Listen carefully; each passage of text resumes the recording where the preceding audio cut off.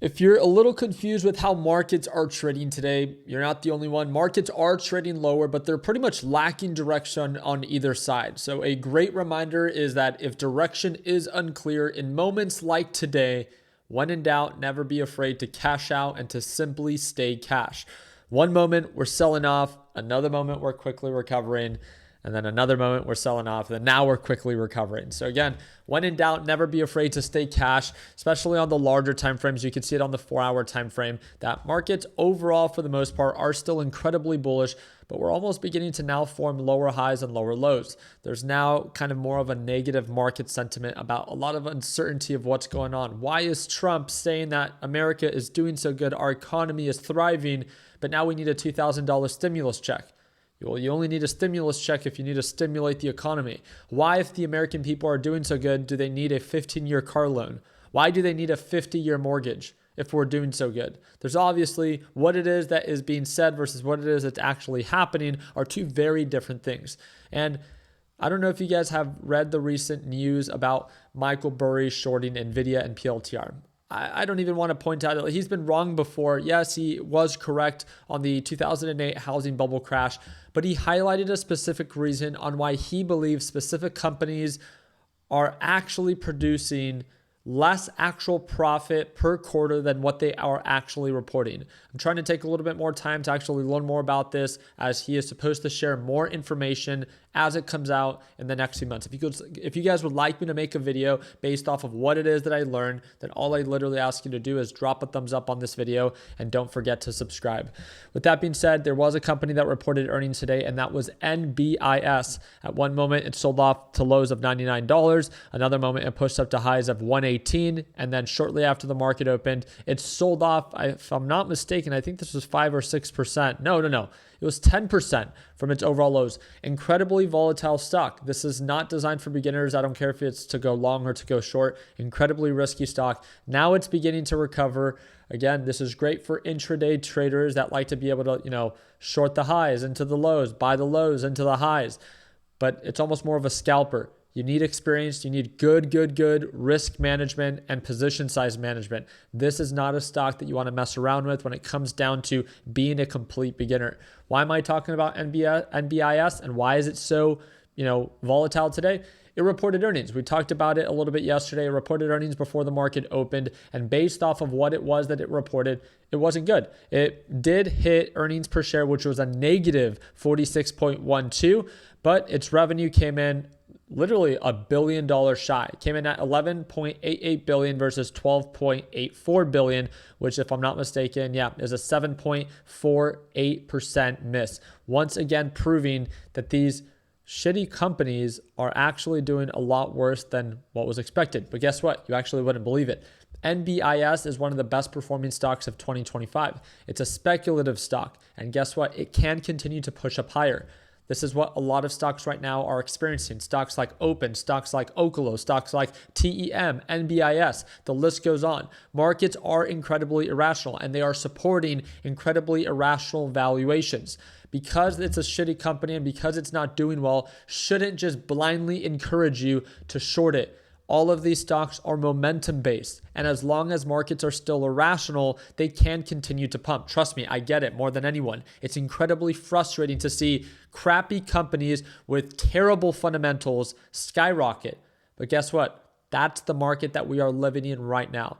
So markets can stay irrational longer than you can stay solvent. So if you do believe a stock is overvalued and you possibly want to short it, don't do it just because you want to. Do it because your actual trade criteria is being met.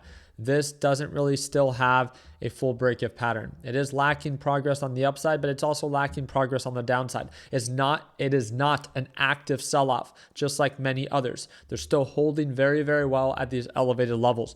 And if you do decide to short it, I want to remind you, you've seen me short many different stocks.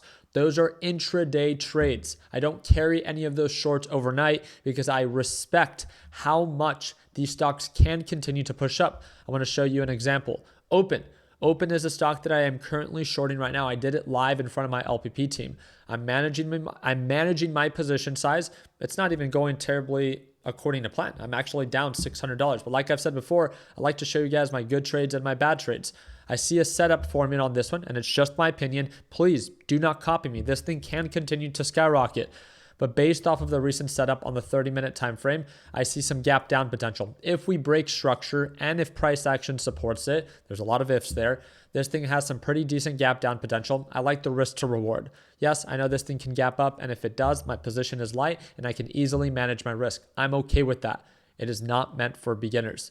If it does break the support, I plan to quadruple my position size on this short.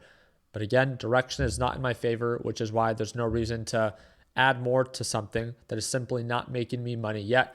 As of right now, it's just an intraday trade. It has a really strong support right around $8. There is no break of structure. And again, with how you see me breaking down this stock, unlike other people, they always try to convince you that you need to agree with them and do as I do. That is not the case. I know this is inherently risky. I know that this is a momentum-based stock.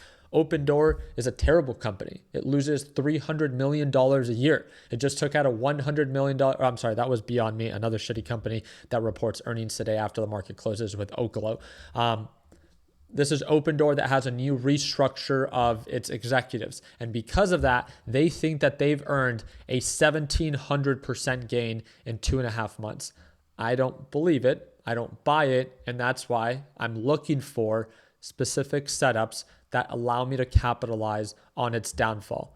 Again, there's nothing wrong with identifying shitty companies that are incredibly overvalued, but please, for your own sake, don't just short them because you can. Short them because they actually meet your criteria and you know how to manage and mitigate risk. If you are terrible at managing risk, if you bag hold stocks, you do not want to short anything in this market because technically speaking, they can continue to push higher. And as you can see, the way that I'm expressing this is I'm not trying to convince you to follow in my footsteps. If anything, I don't want you to.